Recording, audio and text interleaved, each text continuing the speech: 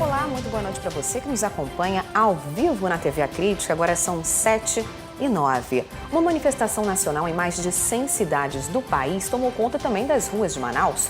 Motoristas de aplicativos protestaram contra um projeto de lei que deve ser votado amanhã no Senado Federal e pretende regularizar o transporte particular de passageiros.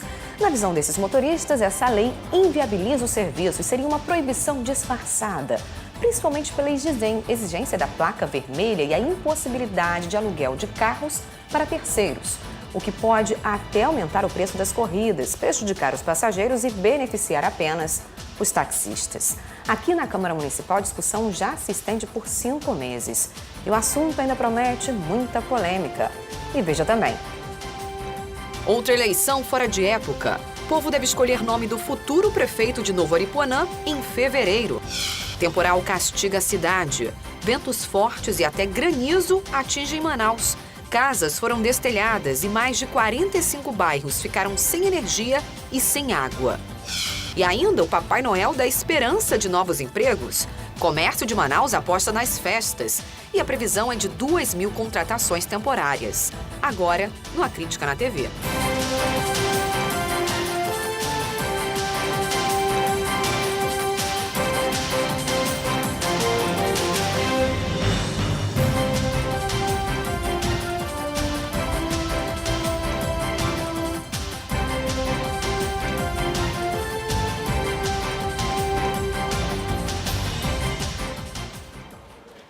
Amanhã, o Senado deve votar o projeto de lei que regulamenta os aplicativos de transporte particular de passageiros. A proposta vem causando muita discussão, inclusive aqui na Câmara Municipal de Manaus.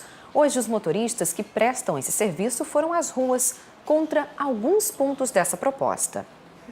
Pelo menos 1.000 motoristas de aplicativos participaram do protesto contra a proposta de lei complementar que vai ser votada no Senado. A PLC já foi aprovada pela Câmara dos Deputados e discrimina uma série de normas para que esse serviço seja regulamentado.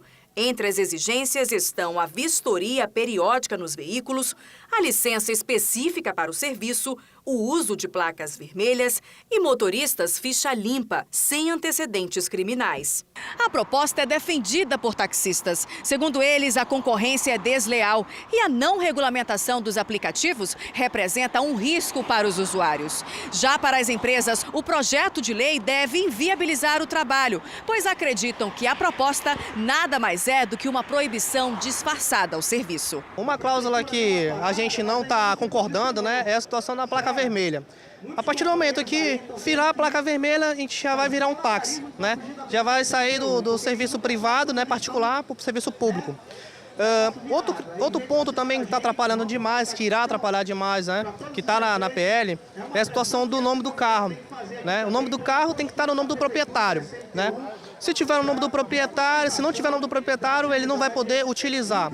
Ou seja, aquele pai de família que estava desempregado, que está trabalhando com um carro alugado, né, já vai inviabilizar para ele. Na Câmara Municipal, essa regulamentação já vem sendo discutida há pelo menos 5 meses. Segundo o líder do prefeito na casa, Arthur Neto vai esperar o resultado da votação em Brasília. Importante, nesse momento, a gente poder entender qual vai ser o posicionamento do Senado, porque pode ser que o Senado, inclusive, suspenda os aplicativos. E aí vai ser uma outra discussão jurídica nesse caso, se isso compete aos municípios ou não. O vereador Chico Preto defende que o município já deveria ter regulamentado o serviço, porque os aplicativos são amparados por lei federal. Eu estou defendendo o direito das pessoas escolherem o meio pelo qual as pessoas vão se deslocar na cidade. E isso o prefeito não pode virar as costas, fazer pouco caso, não regulamentando a questão. E o TRE do Amazonas se prepara para mais uma eleição fora de época. Cerca de 12.000 eleitores de Novo Aripuanã devem ir às urnas para escolher o futuro prefeito. As novas eleições foram determinadas pelo Tribunal Superior Eleitoral, que negou o registro de candidatura do atual prefeito da cidade, Aminadab Santana, condenado por improbidade administrativa. O trabalho é bem menos complexo do que a eleição suplementar para governador, finalizada 2 meses atrás. Novo Aripuanã, a 445 quilômetros de Manaus, tem 25.000 habitantes. Segundo o TRE, são 12.000 eleitores. 46 urnas serão enviadas para 36 locais de votação. Ainda não se sabe quanto o pleito vai custar aos cofres do tribunal. A gente, inclusive, está buscando alternativas para baratear esses custos, em se tratando que vai ser utilizado apenas o orçamento do TRE. Provavelmente não deveremos receber um reforço substancial do TSE ainda. Nesse caso, então, as urnas provavelmente deverão ser preparadas em Manaus. Para isso vão ser chamadas, então, os partidos e coligações para fazer essa auditoria aqui na cidade e só então transportadas ao município. As datas para registro de eleitores e candidatos, convocação de técnicos e mesários vão ser definidas nas próximas semanas. O calendário eleitoral de 2018 ainda precisa ser aprovado pelo Tribunal Superior Eleitoral, mas a previsão do TRE é que as eleições em Novo Aripuanã sejam realizadas no primeiro domingo de fevereiro. Eleito prefeito de Novo Aripuanã em 2015, Aminadab Santana teve o registro de candidatura negado pelo Tribunal Superior Eleitoral no início de outubro. Ele foi condenado por improbidade administrativa, o que o torna inelegível por 8 anos. E 11 pessoas foram denunciadas pelo Ministério Público Federal por terem destruído prédios públicos e incendiado veículos oficiais em dezembro de 2013 em Humaitá. Na época, o crime aconteceu durante uma manifestação pelo desaparecimento de 3 pessoas na área da reserva indígena Tenharim. A gente vai agora conversar ao vivo com a repórter Flávia Moura. Flávia, boa noite. Qual pena eles vão ter que cumprir agora?